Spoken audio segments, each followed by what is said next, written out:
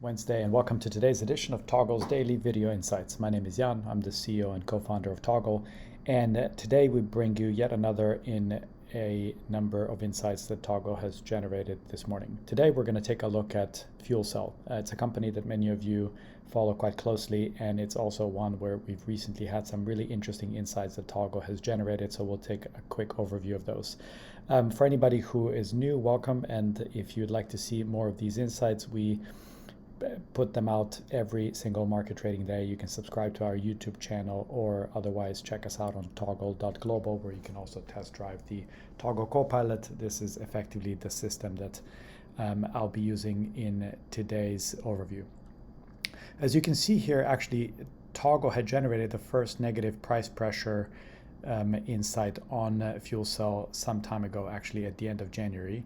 The stock continued to climb a little bit higher before it finally peaked and went down. Now, it got quite stretched to a point where actually momentum started to look overly stretched, and it seemed like a lower rated 5-star momentum insight was suggesting that perhaps we've reached the end.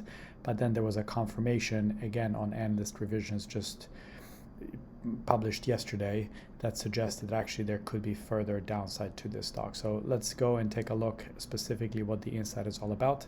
It's effectively suggesting that based on 18 similar occasions, you could see the stock drop all the way down to 1252, assuming it stays within this confidence interval. Again, if it bounces back through 2055, this would be a rejection of this paradigm, and presumably the sell-off had gone far enough, as the previous momentum insight was suggesting. However, the central case here is that the deteriorating analyst revisions, and we can see by clicking on why it might move exactly what's going on. So you can see here that the percentage of positive EBITDA revisions from street analysts as conveyed to the IBIS data has basically gone below 0.8. And historically, again, looking at a number of these periods going all the way back to 2005, this had generally coincided with peaks in the stock price that eventually, even though it looked like it occasionally bounced a little bit, saw it dive quite a bit. Again, going to the overview, the starting point here just below 18, but going all the way down to 1252, assuming this paradigm in the driver is correct.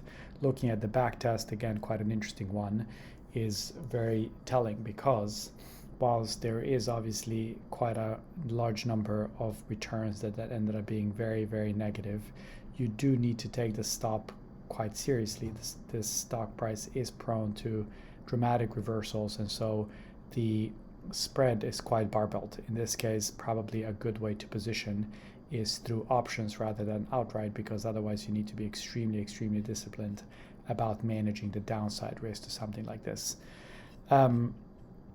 Going back to the overview, just wanted to highlight again that in each of these charts, you're usually able to see immediately for each of the insights. As you can see, if I click on it, it actually tells me what the projections were. So just use a shortcut. You don't need to click on the insight itself.